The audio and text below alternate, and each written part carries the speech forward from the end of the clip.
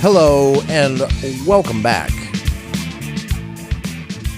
Welcome back to Three Things with JR. I'm your host, JR. This is episode number 80, the season finale, if you will, of season 2 of Three Things with JR.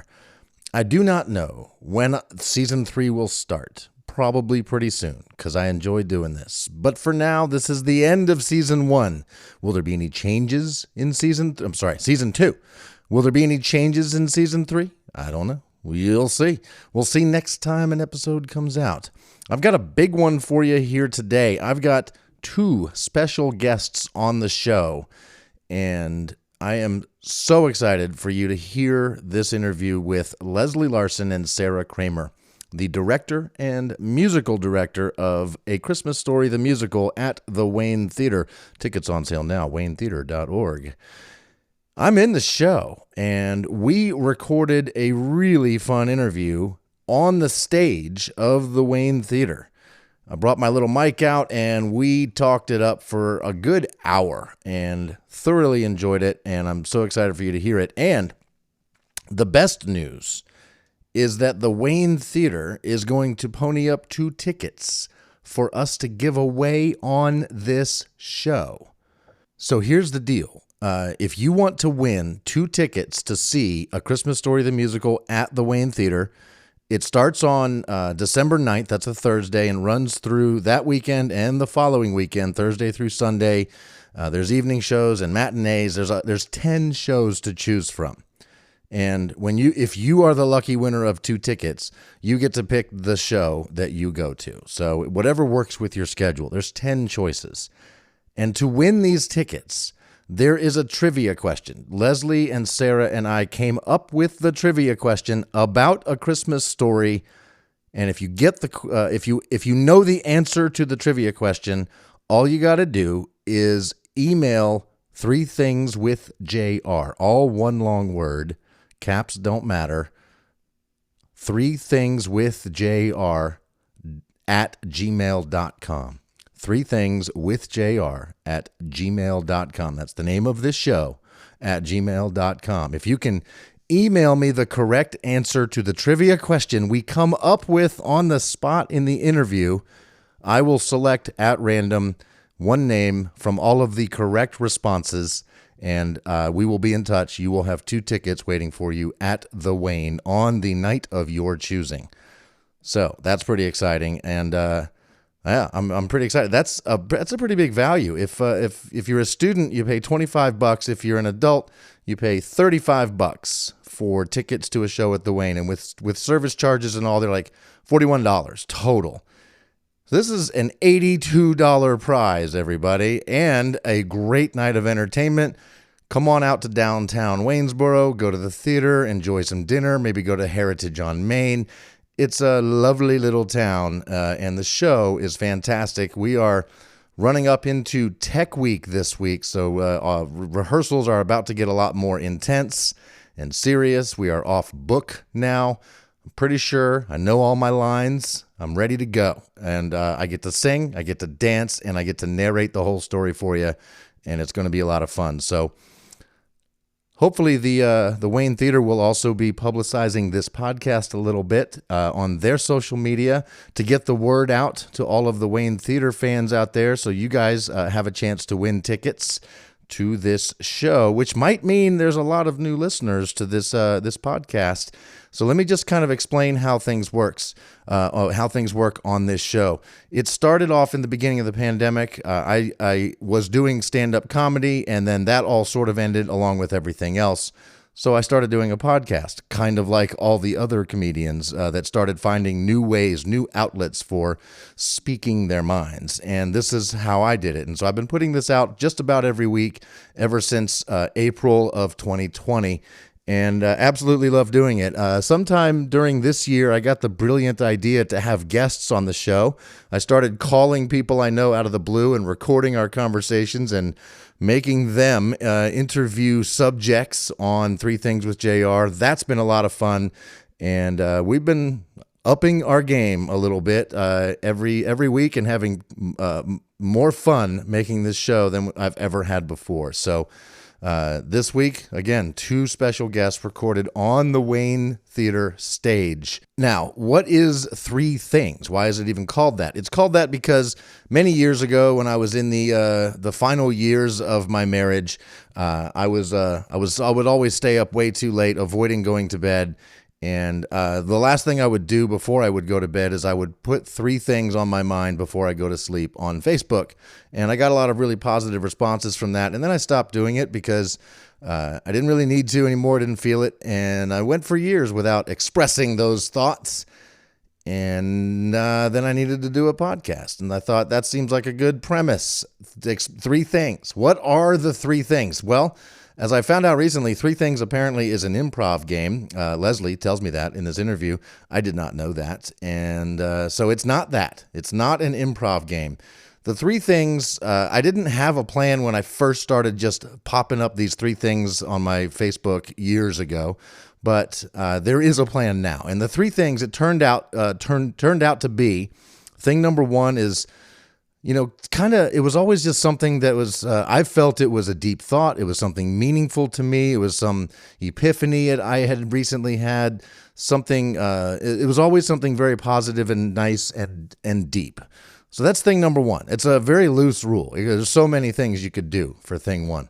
Thing number 2 was always like some song that was motivating me or inspiring me, or just an earworm stuck in my head, or a TV show or a book, or some sort of artistic thing that I couldn't get enough of that I just wanted to tell people about. Kind of like a recommendation. And thing number 3 was always just something kind of stupid, potty humor, things like that. Just something kind of dumb. Or something stupid that happened to me, or some dumb thought I'd had. It could be anything. Again, the rules are pretty loose. And so when I have guests on the show, I ask them for their 3 things, and I give them the rules and have them come up with stuff. So Leslie and Sarah both do a fantastic job of giving us 3 things during the interview. So we're going to get to that here in a minute. First, I want to give you quick 3 things of my own, and then we'll get right into the interview. So, thing number 1, something deep, something inspirational, something like that, something meaningful to me. Maybe it will be meaningful to you, but it's very much, it's very meta. So, thing number 1, it's all I want to do. There's so many things that I do, and each time I think about doing them, it's kind of all I want to do. I play disc golf all the time. I play music in the band Big. I do stand-up comedy. I like to ride my motorcycle. I play softball. I go to concerts. Recently, I do theater, which I'd never really done before. And the list could go on. There's only one problem. I do work more than I do any of those things. So it's a good thing that I happen to enjoy my job, and that my job allows me to do all of those other things, at least some of the time. And that's what I'm thankful for this Thanksgiving. thing number 2, Green Grass and High Tides by The Outlaws. My Discover Weekly on Spotify is always bringing up new songs for me to hear. And I heard this one. It came up this week on Discover Weekly, and I've been jamming it all week long. It's fantastic. And what I thought I was listening to was a cover of an old song, like a new version of an old song, which is often what you get on Discover Weekly. And I wanted to tell you about how much I am enjoying this cover of Green Grass and High Tides. And so I Googled it to find out who did the original, and that's when I realized that I was listening to the original. I had no idea. I thought it was more of a 3-minute pop ditty that some band turned into a long, guitar-heavy, kind of Skynyrd-esque version of Green Grass and High Tides. But no, what I've been listening to all week is the original Green Grass and High Tides by The Outlaws, written in 1975, about many deceased musicians, Jimi Hendrix, Janis Joplin, people like that. It's a great song. The guitar solos kick ass, and I highly recommend checking out Green Grass and High Tides, although you've probably already heard this song and are like, what the heck? That's your recommendation? All right, cool. thing number 3, Something stupid. I'm very talented. I'm so talented that I once broke my toe while I was sleeping. Have you ever done that? Can you even think of a way to do that? I did it. That's how talented I am. Here's how it happened. I was visiting my mother. We were playing Frisbee. It was a family cookout situation. We were out in the front yard throwing Frisbees back and forth, trying to do little fun tricks and stuff, just goofing around with Frisbees. And that night in my mother's house, in an unfamiliar bed, and in my dream, in my deep sleep, I went to kick an incoming Frisbee. You know how you do, like you reach up and you kick it with your foot, you kick it up in the air and then you catch it. I went to do that in my dream. However, what I did in real life was kick the wall as hard as I could and broke my big toe. And that toe hurt for a full year. Has anybody else broken a toe or a bone of any kind in your sleep? I didn't think so. That's how talented I am. You're in my hands here for this show. I'm just as talented at interviewing people and having a good time, and that's what's about to happen with Leslie Larson and Sarah Cramer from the Wayne Theater in Waynesboro, coming to you from the stage, from the set of A Christmas Story, the musical. The Parker family kitchen table, that's where we're actually sitting doing this interview. So when you go to see the show, you can picture us sitting up there chit-chatting and having a good time. We're going to take a quick break. We'll be right back with Leslie Larson and Sarah Cramer. Wake up, wake up, wake up. There's no time for play. Get up, get up, get up. It's a brand new day.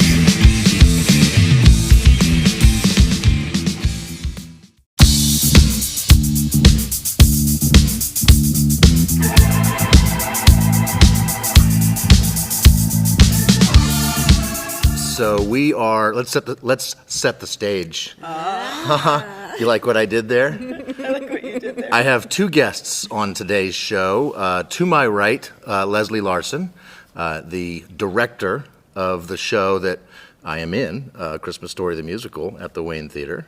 How are you doing? I'm doing great. Yeah? Yeah. And to my left, Sarah Cramer, the musical director for the same show. Do I have the titles correct? Yes. Yeah? That's accurate. Yeah. Excellent. And we are sitting at the Parker family table on the stage at the Wayne Theater. We sure are. Have you guys done a podcast before? I have not. No? No, I don't think I have. First podcast for either of you. Yeah. Right. Now, Leslie, you've done voice work before. Yeah, I do voiceovers and I've done, television interviews, etc. But I don't think I've ever done a podcast. Yeah? You should start a podcast. You probably have things to say. I don't know. I have lots of things to say, Jay. Right? We'll find out. I'm just kidding. That's a great idea. And you guys have listened to this podcast. Yes. Right? Mm-hmm. So I am very thankful for that because so far, not a ton of people are doing that.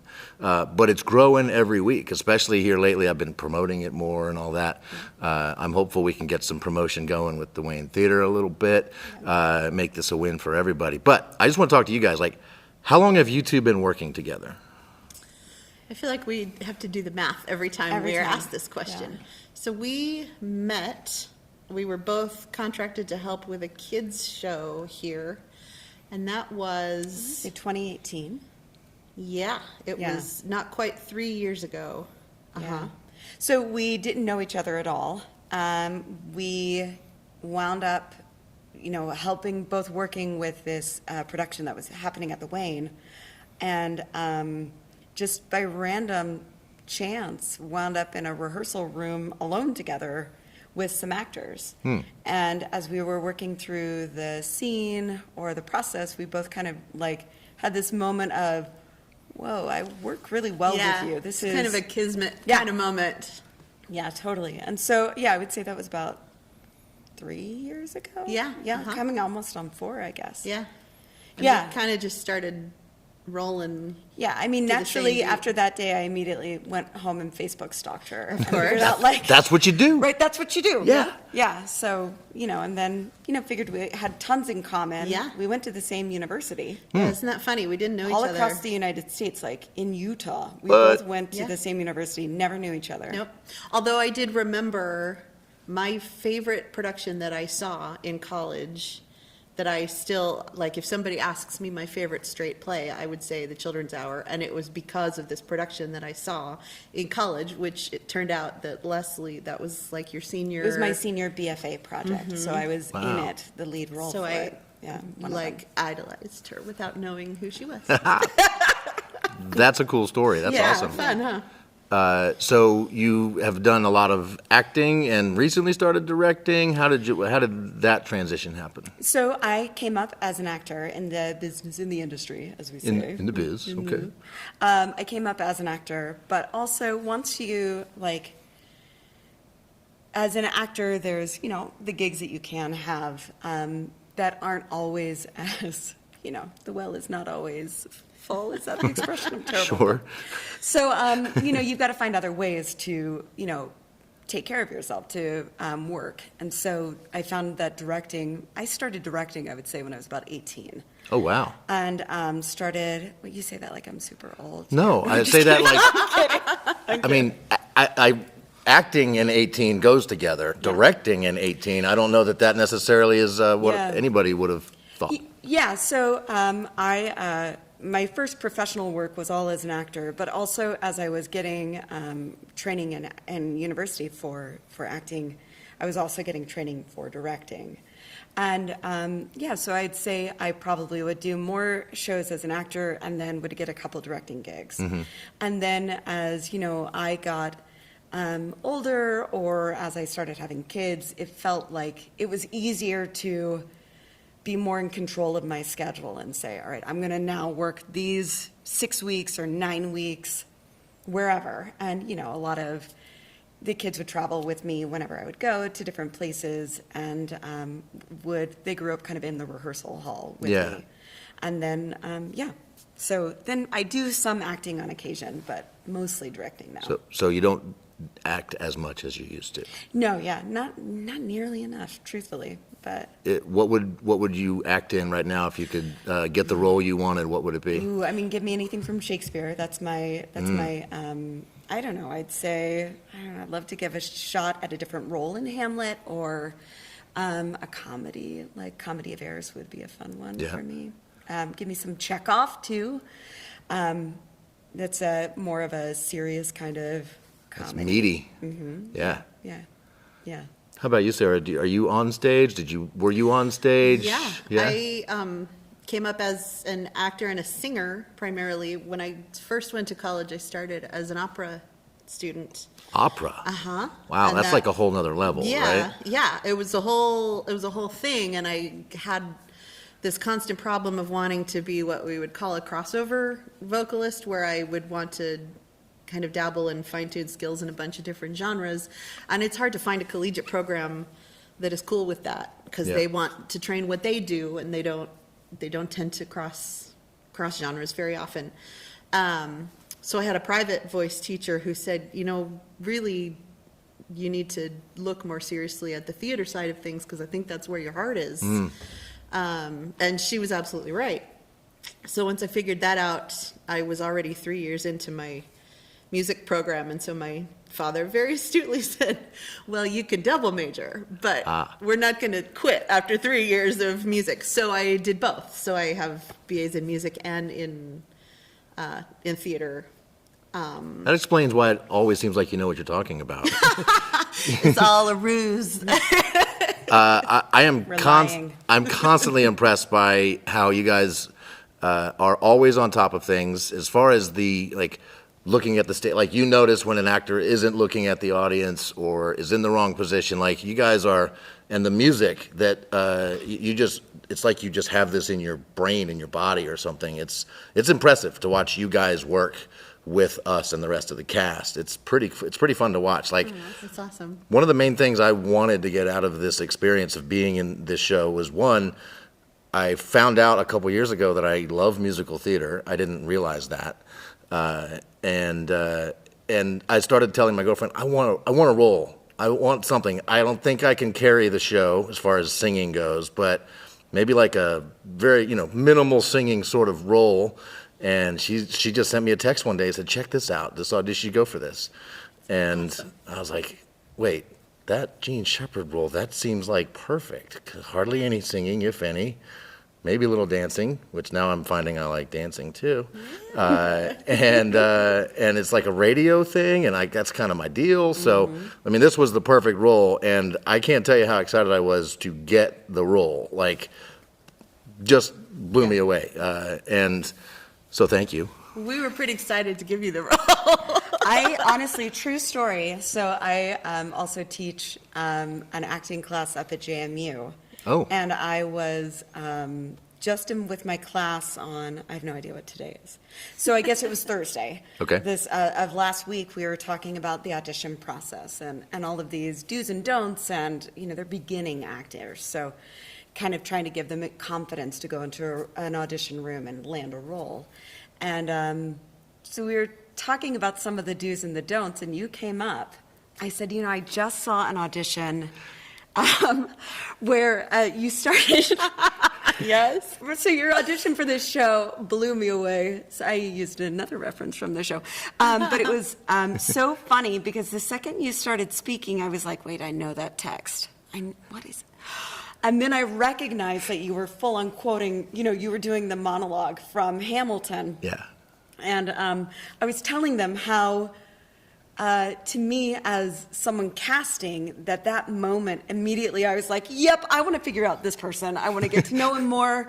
And while it's not something that we often encourage in, like, the professional world, because it was so absolutely gutsy and because you sold it so perfectly, I was like, oh my gosh. Absolutely. This is someone I want to work with. So, I mean, Yeah. Yeah. I always tell voice students when they're picking repertoire for auditions, you don't sing Eponine's song from Les Mis. You don't sing Defying Gravity from Wicked, because you're dead in the water unless you can do it better than they've ever heard it before. So if you yeah. can sing Defying Gravity better than Idina Menzel can sing it, be my By all guest. means. But no one, don't bank on that. And I remember absolutely that moment. I had this split second of like, oh no, he's not gonna. Oh, actually, this is Oh, yes, he fantastic, did. and I want to see more. Yeah. So listeners of this show, if they've been listening long enough, heard me do it on the show before I did it here. Fantastic. So I shared with my audience what I was planning, and it came from total ignorance and like basically a lack of knowing how this works, right? I thought that seems like a good idea, right? I know it, right? It's stuck in my brain and forever will be stuck in my brain because I've listened to Hamilton so many times. Yep. And I think if I deliver it completely differently with some personality, I think that makes sense. Like, I think I'm going to go for it. And then I sang a little Christmas song, and I had no idea how that was playing. I mean, it seemed like you guys liked it, and I'm not just here like fishing for compliments. I'm honestly want to take it to the next step. Like, what should if I want to do audition for a show again, should I do the same thing? Or does it need to be different, or? So what I did tell my students is that I'm weird and quirky as a director. And what you did in the audition was so perfectly quirky enough that it piqued our interest. But I would say sometimes we intentionally go against the grain for a lot of what industry standard is, because a lot of theater is not nice and is not full of, warm and inviting people.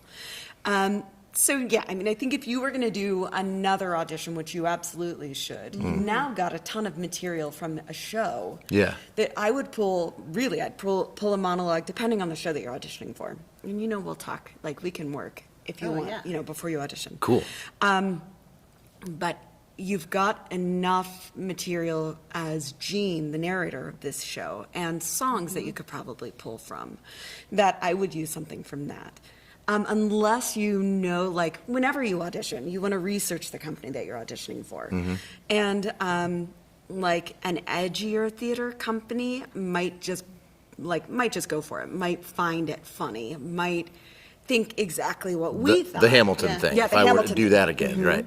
There's almost a little bit of one of those kismet moments again, where we talk a lot when we're bringing new people kind of in to team up with us, that this collaborative environment is super important to us. So we want the input from the actors and the interplay between all these different people. And there's always the voice in the room that's steering the ship, but we love that play and that inner relationship of these different collaborative voices.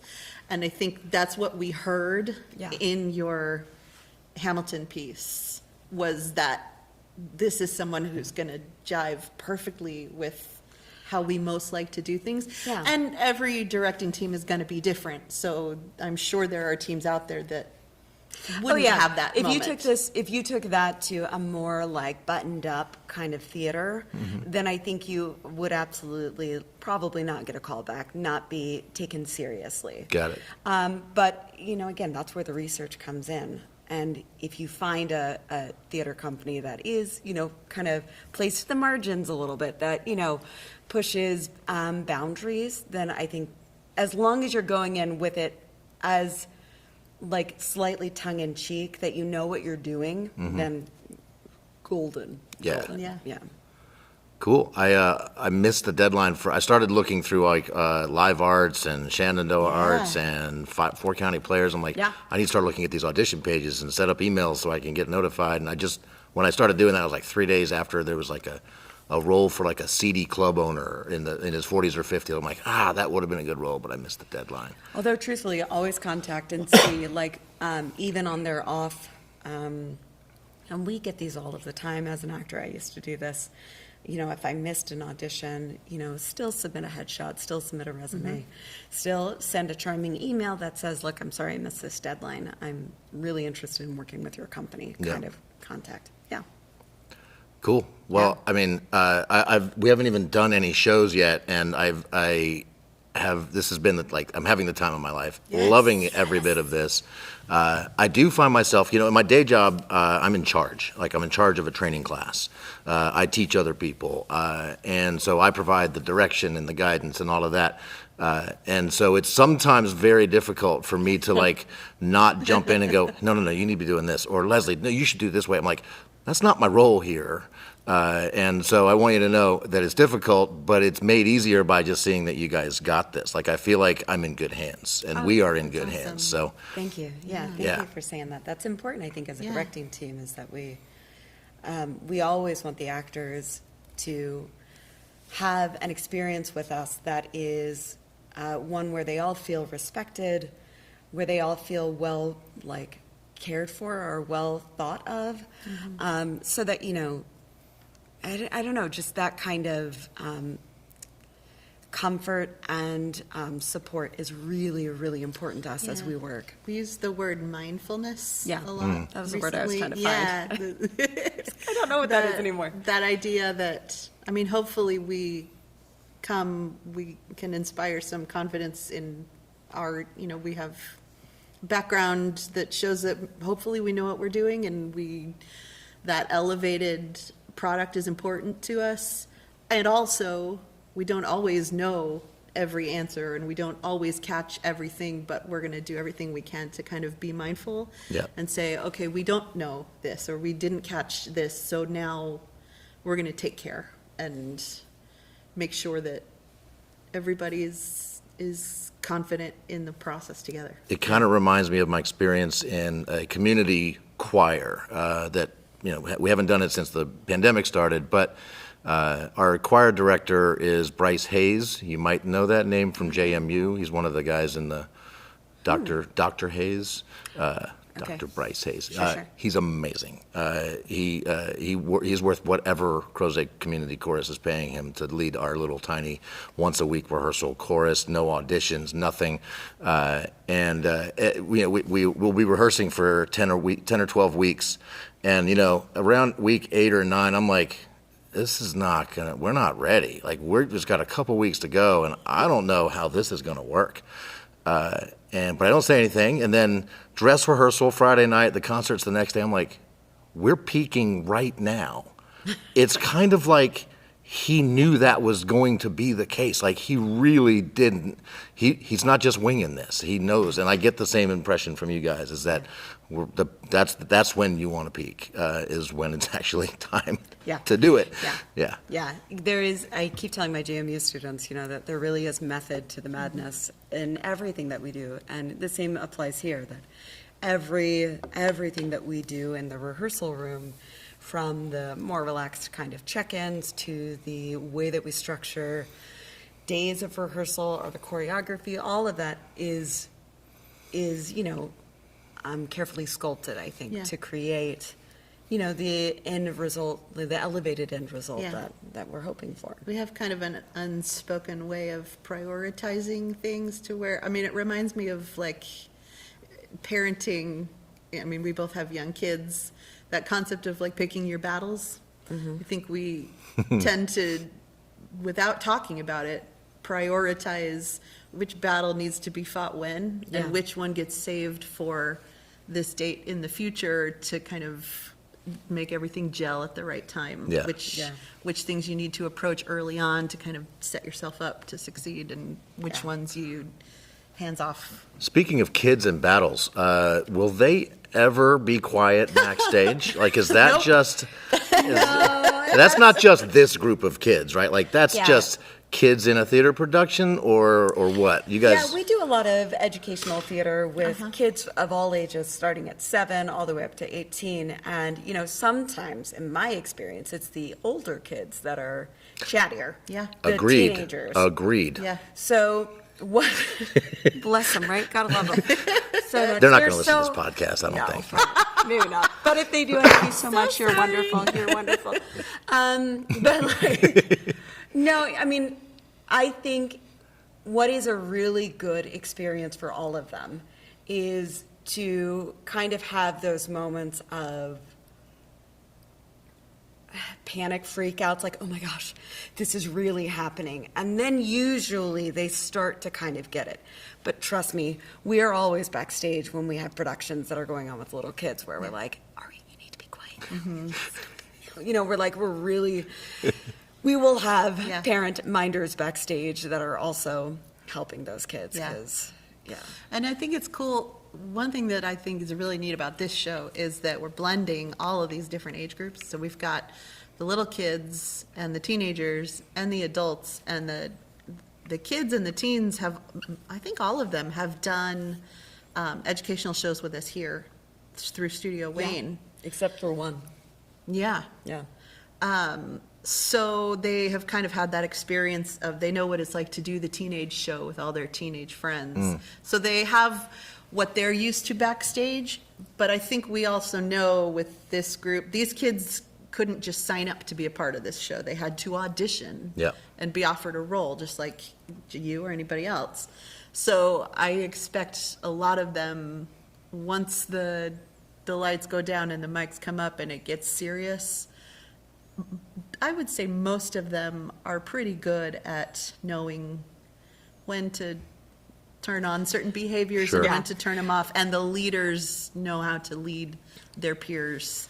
And truthfully, so I've been doing theater since I was 5. My first show was when I was 5 years old, and I certainly had those moments backstage where I wanted to be a kid, and I'm sure I was obnoxious, right? Not that any of the children in the cast of A Christmas Story, the musical, are. We're not talking about you. It's not about you. But it's never about you realize. It's about me. But I'm sure that I was obnoxious. I'm sure that I was, problematic on a few different levels, right? This little 5-year-old that thinks she knows everything. And it took 1 or 2 times from an adult that knew what they were doing, just giving me either a more, and I'm not advocating stern talking tos, but someone just being, what are you doing, kid? We're working. And eventually I'd say, it didn't take long. I would say by the time I was 7, I was focused, 100% laser focused backstage, because I knew what it took to get the job done. And I suspect that'll happen for a lot of them. And that's what I love seeing, working with these adults and these children, is the mentorship that's happening with them. You see them kind of taking under wing or, And the adults in this cast are so kind and giving to So good. the kid. I think the kids are learning so much from being accepted into this kind of blended environment. It's really There's no egos or attitudes Yeah. in this show, so even delightful. amongst those that clearly have Yeah. the chops in every single way: the dancing, the singing, the acting, the stage time, the experience, and they are just generous and helpful, and forgiving of me, who has zero experience doing this, who finally figured out the basic dance moves today. So thank you, Sarah. Hey, by you the looked way, good. Yeah, you're looking great. You totally are. it was all the shoes. Like Yeah? those turns in the circle turn Yeah. thing, I just couldn't do it in these tennis shoes. They're shoes. just gripping this floor. Yeah. It's like I'm gonna break an ankle or something. Yeah. So You know, a lot of actors, when they, one of the first things that they'll do is they'll ask the costumer what shoes they're going to be wearing, and then they start wearing them to rehearsal, especially like if you have heels or Yeah. whatever, you might wear those. Yeah, That you'll makes sense. see, I'm like, gonna, I like- know There's a Katie reason Halleck's why. been wearing her heels. There's a reason why, because it helps you start to get into, you walk differently in sneakers versus flip-flops versus high heels versus tap shoes. Like, you walk differently, and it helps get you into the physicality of the character. that makes perfect sense. Yeah, yeah. It I'm was glad it worked out, though. I did, this reminds me of this story randomly. 2 years ago here, they did Beauty and the Beast, and I was blessed to play Mrs. Potts. nice. So I knew from day one that I was going to need to have one arm up as the spout of the teapot the whole time, and I asked specifically which arm, because I wasn't going to see the costume for a while. Which Yeah. arm is it? So Be Our Guest is an 8-minute song with your arm up. Like, that's some bicep work Yeah, right there. yeah. So I worked and worked and worked. Well, and then I found out maybe It's the halfway other through arm? the rehearsal process they were wrong, and it was the other arm, and I was in so much pain. I remember you were like, my I arm know.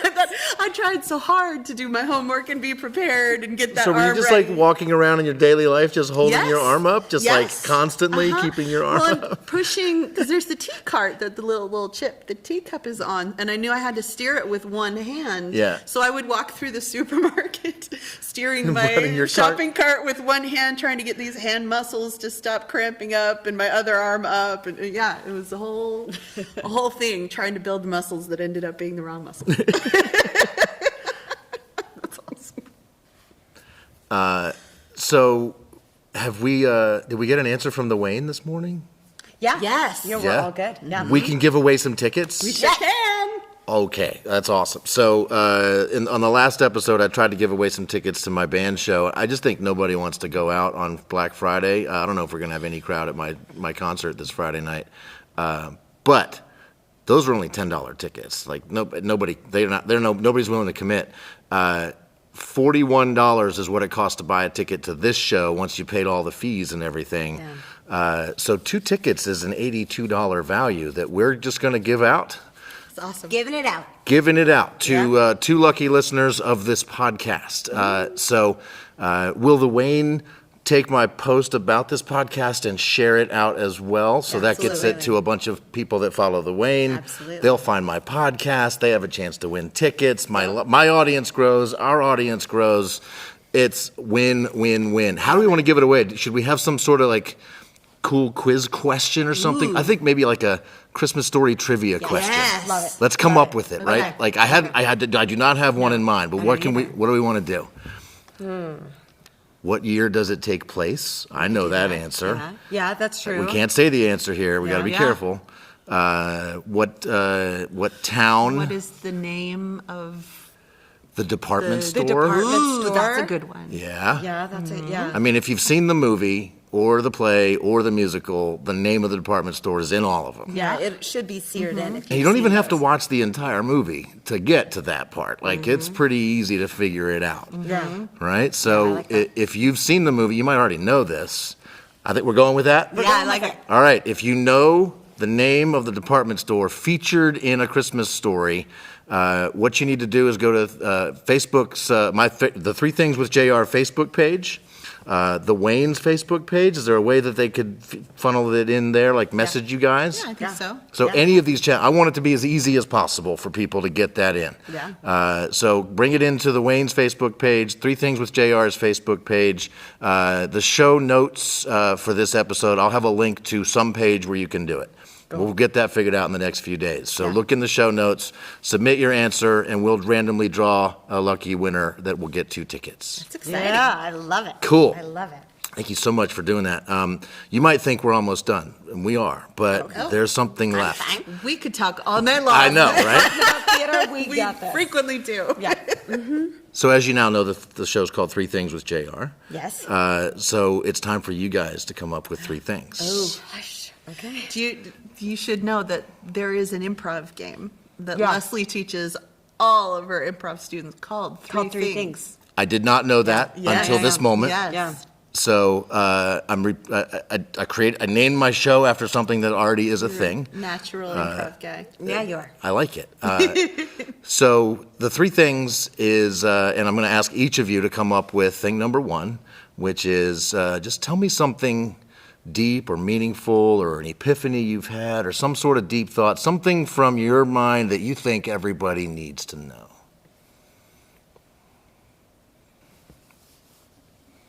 Words of wisdom, some advice, anything like that. Okay. Do you have Okay. yours? Yeah. This is deep, but it's the first thing that came to my mind, so we're gonna go with it. I was just talking to a friend a couple of days ago, and somehow we got on the topic of being a caring person, and we decided that there is a difference between caring for people and caring about people. Ooh. And I had never thought of that before. And so we spent like an hour unpacking that concept. So I'm still kind of mulling it over, but that was impactful to me. Caring for people different than caring about people. Yeah. So when I think of caring for people, I think of it almost feels like just something you do because it needs to be done. Like Sure, kind of going through Doing the the motions. laundry. Like Right. the thing that came to my mind, this is terrible, I'm going to give myself away. Ooh. So I have 5 children. 5. I have 5 children. Wow. 5. Many of them are of the age where they really love Minecraft. Okay. And they love to talk about Minecraft, and they want to tell me all the innermost details of Minecraft. And so to care for them, I have gotten very good at, oh, really? So, and I Yes. I maybe act a little bit like I am supremely interested in their Minecraft worlds. I would not classify that as caring about their Minecraft worlds. I Right. am going through the motions of caring while not actually kind of internalizing So the how about interest. this, right? You are doing that kind of because you need to. You know it's the thing that needs to be done in that situation, right? For their psyche, for their Yes. happiness, For their morale, confidence, and yeah. confidence, right? So that's the caring for them. And the reason you do that is because you care about them, Right? Deep. right? Yep. That is good. It is good. I like it. Nailed it. Good. And that Little makes things me to feel live by. better too. There you go. I think the deep thing, and Sarah and I talk about this one a lot, there's a Shakespeare quote that talks about not being for all markets. Yes. She says, I am not for all, or she's told, sell when you can, for you are not for all markets. And I think that one is something that I've kind of been taking a few years to kind of understand. You know, I think we kind of go through life wanting to fit in, wanting to be the popular, wanting to, I don't even know if to be the popular, but wanting to be liked and wanting all of your choices to be approved, or, you know, especially as we work in the arts, right? Like we have actual ways to kind of see if we're approved of, Yeah. whether I get more gigs, or at the end of the show, Yeah. if the audience is clapping, or even during the show, if the audience is laughing at parts that I've sculpted with the actors. And I think that that's a really difficult way to live your life, where you are constantly yearning for that appreciation or approval or good job, you know, kind of thing, when in reality, you've just got to be happy with the work that you're doing and hope that the work that you're doing will have an impact on other people. And when it doesn't, also being okay with that, saying, it's okay, it's okay, especially as Sarah and I work very differently than a lot of theater professionals do. Sometimes we butt up against actors that are like, well, this isn't how it's done in professional theater. This isn't exactly, or whatever. And we are professionals. We know exactly how it is done in other places, but that's not how we choose to do it. So we're not for all markets. I am not for all markets. Not everyone's going to love working with me. Not everyone's going to love the work that I create or the art that I create. And at the end of the day, the only thing that matters is if I am, if I love it, if I'm okay with it, if it feeds my soul when I walk into the rehearsal room, Yeah. That's something that Yeah. has been percolating for many years now. It's And hard. it comes back a lot. Constantly have to reteach ourselves that lesson. Yeah. If you are fulfilled doing what you're doing, it's kind of just like a bonus or a perk if it happens to also bring joy to other people, Yeah. right? Yeah, I would agree with that. Yeah. And I feel that when I do stand-up comedy, when I do music, with just about anything, I'm the one who's enjoying playing music. And if we get a crowd that's enjoying it, I'll enjoy it even more, but it's not necessary. Sure. Yeah, that's why band practice is so much fun. That's why these rehearsals Yeah. are so much fun. Yeah, totally. That's why I'm yelling these lines in my car every day. Good. Full voice. That's awesome. All right, thing number one, you guys nailed it. Thing number two, this one's usually pretty easy. What music are you listening to right now? Like, what's top of your list? Like, when you get in your car, what are you going to go play? What music are you really enjoying, is motivating you, inspiring you? Like, what is it for you right now? So right now is going to be a different answer than normally, because right now I've fully embraced the Christmas music, Okay. specifically pentatonics, because it's the one time of year that my kids want to listen to the same music that I want to listen to. Yes. So I appreciate that immensely and listen to all the pentatonics Christmas songs all the time. But if it's not Christmas time, it's always going to be Broadway soundtracks and show tunes. And I have this really nerdy obsession with anyone that if I'm coaching people privately in voice, I will listen to a big shuffled playlist of Broadway show tunes and hear songs that make me think of that student, and I think, oh, they need to sing this song because they'll learn X, Y, and Z, or this would be a good exercise, or this would be a really good audition song for them. And I get so excited to make like playlists in my head for these students of what I think they will be really good at. And they laugh at me because I'll be mowing my lawn on my riding lawnmower, listening to my shuffle, and go, oh, and I have to text them and say, you need to find this song because we're going to work on it next time. And Yes. it's fun. It's super nerdy, but I got to tell you, you and my girlfriend Kiki would have had such a ball talking about that kind of stuff, because Yes. she is all about the Broadway channel on Sirius XM. Yes. She's got several playlists on Spotify, just full of I mean, that's if she's in charge of what we're listening to, that's what we're listening to. love it. So yeah, you guys would have had a lot to talk about. Fast friends. Yeah. She was a little bummed that you didn't put her in the So was Dickinson. I. I was Dickinson, more than Dickens, bummed. Dickens carol. Dickinson, Yeah, different that's one. totally Yeah. different. I know. I was heartbroken. And truthfully, such is the life of a soprano. As sad as it is to say, there are always more sopranos than any other part. Yeah.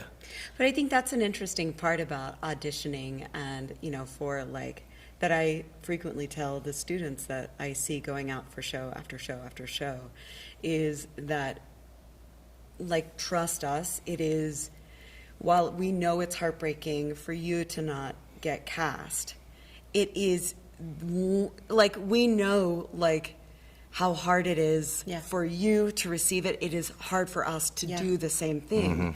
And, oftentimes it's that, oh, well, we already had this soprano that we needed to do this one thing, or I needed this actor who has this skill, and that's the only reason why Yeah. you weren't cast.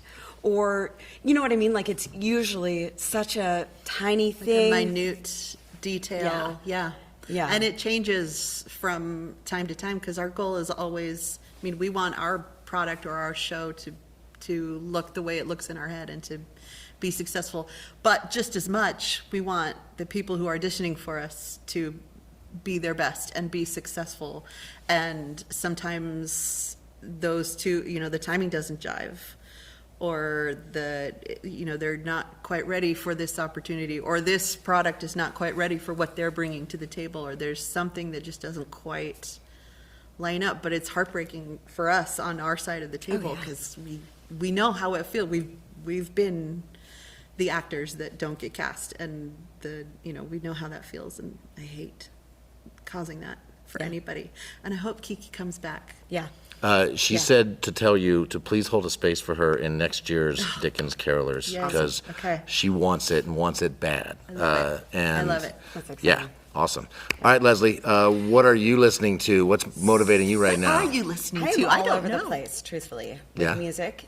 So if I've got my kids in the car, my daughter Violet, who's in the show, she is obsessed with musical theater, specifically Hamilton right now. So we frequently, she'll say, "Mom, I'm Burr today, and you have to be Hamilton." So we do parts, but when my kids aren't in the car, I frequently will do, it depends. If I'm in I need to get it out kind of mode, truthfully, sometimes it's some ridiculous rap that I'll listen to. Okay. I love gangster singing rap, hardcore Yeah. gangster rap? Heck yeah. but mixed in with The Cure and the Ramones. Sure. The Clash. But I think if I were to turn on my car today, my Amazon Music would want me to play, because I do Amazon Music. I think it would suggest that I continue listening to Hamilton, or recently I've been in a folk kind of mood, so I'm listening to some Indigo Girls. They're my favorite. Nice. So. They just came through Charlottesville. Yeah, I went. Oh, perfect. Yeah, I went, and had amazing seats, and I'll see the Indigo Girls whenever they come to town. Yeah. 'Cause they're probably the best concert that you could ever experience. Again, it's like rehearsals where everyone is full of love, everyone is just wanting to be there and is happy. And what I love about them as performers, live performers, is frequently they make mistakes. They'll be whoops, that wasn't the chord. And then they get right back into it. Yeah. They have every reason to have an ego, because they're phenomenal musicians, but they never let it show. I don't know. So those are, I do listen to a fair amount of Lizzo too. She speaks to She's me. all over the place. I told She you. really is. I told you I am. I'm a hot mess musically. Yeah. Hamilton keeps coming up. These kids are all into Hamilton. If Hamilton had been around when I was in high school, I probably would have cared about history. Yes. Seriously, I have devoured the book, the George Washington book by Ron Chernow, the same guy. I want to read more I want to learn more about that period in our time, how our country was founded, and I never felt that way until Hamilton happened. It's life-changing. Agreed. I just recently, I would say a couple of months ago, went to Mount Vernon, and I've lived in Virginia. Mount Vernon's awesome. Right? Yeah. My entire life. I grew up in Virginia. I've lived all over, but I came back to Virginia. Never been to Mount Vernon. Never cared about going to Mount Vernon. Sure, okay, yeah, it's another historical home. But ever since Hamilton, I was I want to go to Mount Vernon. I want to feel and see and hear the music in my mind as I'm walking the grounds. And yeah, it's pretty phenomenal. Even talking to the teens. Oh, yeah. How much they're I actually, you were saying, I paid attention at that part in history. Yeah. Yeah. And even not just the history of it, but it's so referential in such intelligent ways that I'm such a musical theater nerd, but intelligent musical theater, The Pirates of Penzance references yes, and stuff like that. Or just the other day, my son, who's 14, and I were in the car, and he was telling me that he's in a play at his high school, and he had apparently mistakenly said the name of a certain Shakespeare play that is bad luck to say in a theater. Oh. I'm not even aware. So Well, I can't tell you. I'm not going to what it name is, 'cause any it's of them. Scottish play. It's Because the I Scottish don't- play. I still. There's a Scottish I- king a guy who becomes king because he shouldn't be. He kills the king prematurely because his wife tells him to do it. But if you know Hamilton and you listen to the right track, you can figure out what that play is, because He references. It's in his letter to Angelica. Yes. I was reference another Scottish tragedy without my having to name the play. Yes, absolutely. So I was trying to explain this whole concept to my son, and he was like, I do not understand this superstition. And I went, hang on. Boop, boop, boop. And Yeah. pulled up Hamilton because he knows it all by heart. Yeah. And played him that part. And he goes, oh, I get it now. Because he's learning from Hamilton. It's I think great. it's brilliant too that, Disney filmed it, because what I love, yes, musically it's beautiful and still brings me to tears in certain moments. Like, I remember the first time I listened to it, I was like, I can't believe what I'm hearing. This is so phenomenal. But what I think is so incredible is because I have seen it live, and getting to see it that close, on the big screen, right, that Disney Plus filmed, is really fascinating, because it teaches the young performer so many things, like whether it's just watching, like notice when they're doing, Violet and I were just watching this. Notice when they're doing the I'm not throwing away my shot scene. Yeah. They are all dancing so intensely, and you can see them after the song is over, you can see how they're strategically catching breath. Yeah. And to me, I'm like, oh, I know what they're doing there. Yeah. Violet, you see what they're doing. Or like to be able to start using words like, look at that physical storytelling that's happening, which again, Hamilton didn't invent that, but it's giving a whole new meaning to the word physical storytelling. Yeah. And giving kids a vocabulary, like being the bullet, right? Like knowing her trajectory throughout the whole show. All of that is just so cool that it's available to the masses if you can afford Disney Plus. So I want every Broadway show to be available that way at some point. I get it that there's, a time for that, and there's the time to not put that out there, but I mean, that's what I want. I mean, that's incredible. Kinky with that Boots. level Kinky of Boots is filming. available that way. Have you guys is seen it? Kinky Boots? It's on an app. It's on an app on my Apple TV called Broadway HD. I have that app. It's on there. You can watch Kinky All Boots right, on we there. have a watch party. And it was the West End version, which I saw live. Sure. And it was awesome. The She Loves Me is available Yeah. on that same, which is another interesting example, because I saw that live on Broadway with the original cast, and then watched the HD or HGTV. Broadway HD. That's not it at all. That's the totally Broadway different. HD filming. And you're right. It's so cool the experience of being in the same space and breathing the same air as the actors in real time you can't duplicate that over film.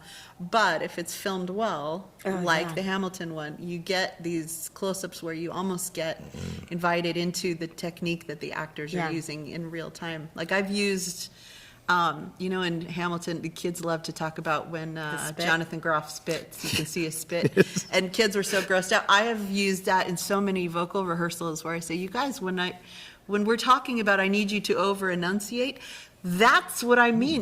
You can go that That's far. what the professionals do. And he didn't do that to be funny or to go over. That's how he does his job. That's how far we need to go. Yeah. It's cool to have that window into the up close. And just a technical note, Disney Plus didn't film it. Disney Plus just paid for it. That's true. Yeah, that's true. They paid a lot for it. Yeah, they should. Worth and every penny. What's cool is that what they paid also went to the company, like the actual actors. Yep. I think that's such a beautiful And the model. designers, I that they're- think. Yeah, the entire, like Like if you the were in- original yeah, everything, Yeah. the people that created that. Yeah, that's how it should be every single time. I read the most fascinating article about the sound designer for Yeah. Hamilton and what he did to that theater, and then translating that when the film crew was going to come in. I mean, it was fascinating stuff, that it's more than just the music or the actors. It's really cool. Yeah. We could just go on that, but I think we should get to thing number three. Number three. Totally. Thing number three is often, for some people, the hardest one to come up with. Okay. I'm ready. Just tell me something stupid. Oh, gosh. Oh, that is hard. Something stupid. Mm-hmm. Okay. I'm going to make you go first. I feel like I should have put my stupid? finger to my nose. Anything stupid. There's That some things is I a could say that to fascinating, motivate, hard to help with. I'm not going to do it. You're not gonna help us out? Not yet. I'm going to give you a few more, another Okay. few seconds to come up with something. If not, I can help. Okay.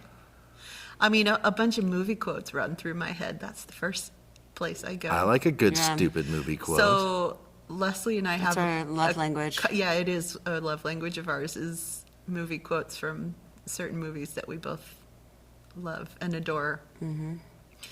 And one of them is this beautiful film experience Yeah. called Strictly Ballroom. Oh yeah, that is not a stupid movie. No, Brilliant. It's brilliant. I Baz Luhrmann wrote a directed. senior paper my senior year of high school on this film, on Baz Luhrmann, because it's so brilliant.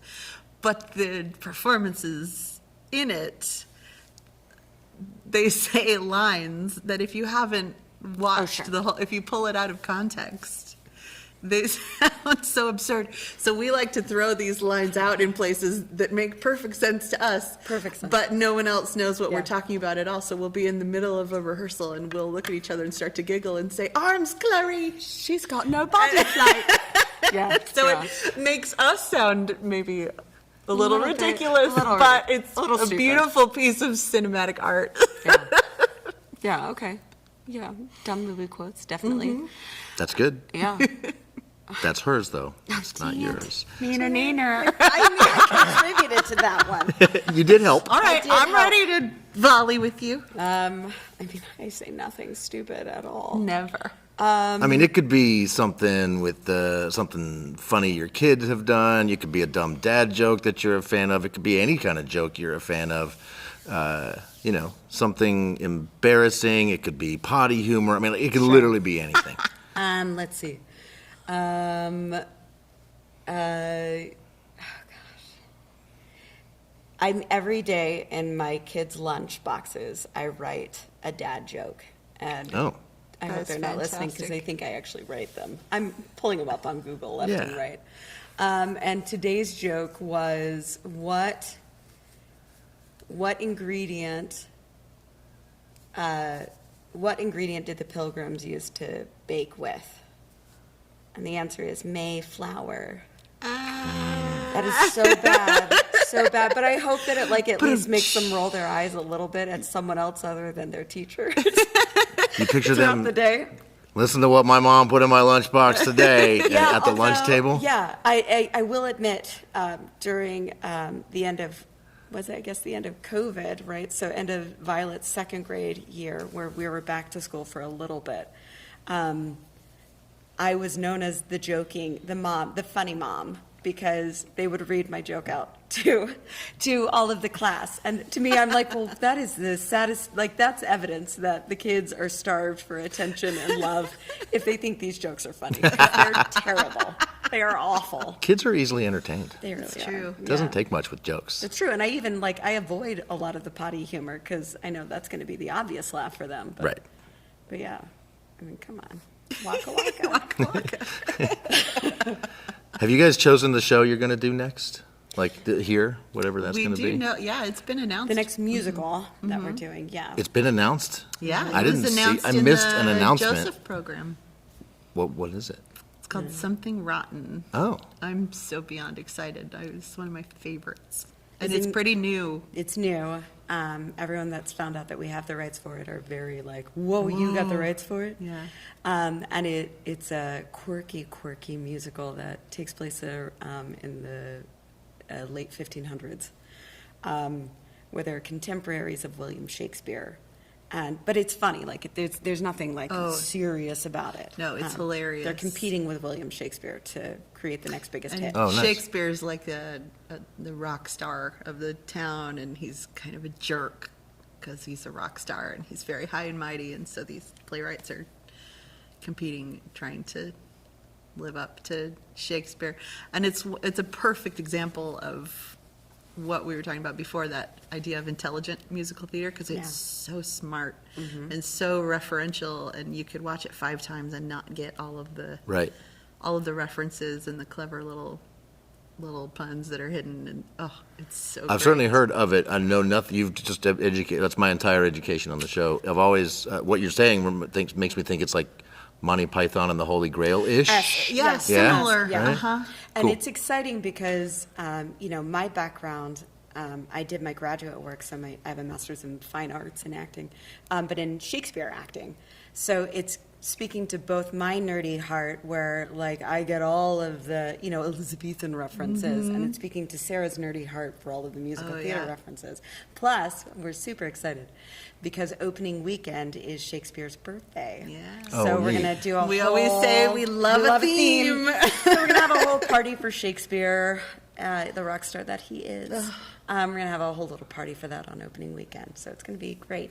We also have some other straight shows that are going to be coming, but we'll be announcing those later. And then, another full season of musicals, straight shows, kids shows. Yeah, Studio Wayne announced our next round of kids shows that the rehearsals will start sometime in Pretty soon, late yeah. January. Yeah. Yeah, we got the Jungle Book kids coming and Willy Wonka Jr. Yeah. That'll be a fun one. The kids were hoping for Hamilton Jr. Oh my goodness. Is that they a were thing? desperate. No, it's No, not. I was going to say, Very what? much Hold on. not. We promised them as soon as it became a thing, we would provide it, but they might have to direct by then. Cause That's not going to be. yeah. No, probably not. We watched, my girlfriend and I watched Annie recently, and I think I want to play Daddy Warbucks. So whenever you do Annie, I'm Well, now there. that's a solid little interesting nugget to file away. I Right? like that. I think we're done here. We're going to leave it on that Super note right fun, here. JR. Yeah, totally, JR. Leslie, thank you so much. Sarah, thank you so much. I am bittersweet going into this Thanksgiving weekend of having 5 days of no rehearsals, but eagerly looking forward to be back on Sunday. This episode will come out on Tuesday after Thanksgiving. Sure. And a quick reminder, you can win tickets to A Christmas Story, the musical. The shows start December 9th, and it's Thursday through Sunday, those 2 weekends right there in the middle of December. Do people get to choose what night they go if they win these free tickets? totally. Sweet. So get in early. Links in the show notes. Go to Three Things with JR's Facebook page, the Wayne's Facebook page. Details coming on that. Tell us what department store is featured in the show or in the movie, in the Christmas Story, and you might get a chance to win some tickets. Yeah. Thank you for putting that together. That's awesome yeah. for all the support, and thank you for giving me this opportunity. Thank you. Thank I can't wait you. for people to see your work on stage. You do great. It's beautiful. It's so good. Wait till they see me dance. They're going to love it. the best. They're going to love it. All right, that's it. Awesome.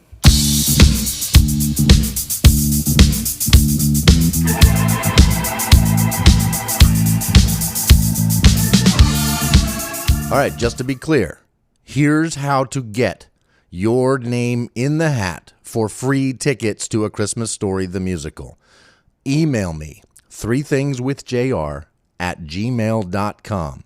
THREETHINGSWITHJR@gmail.com. Threethingswithjr@gmail.com. Send me the email with the correct answer to the trivia question you heard us come up with in the interview, and I will randomly choose a winner from all of the correct responses. You need to have your email into me by midnight, Saturday, December 4th.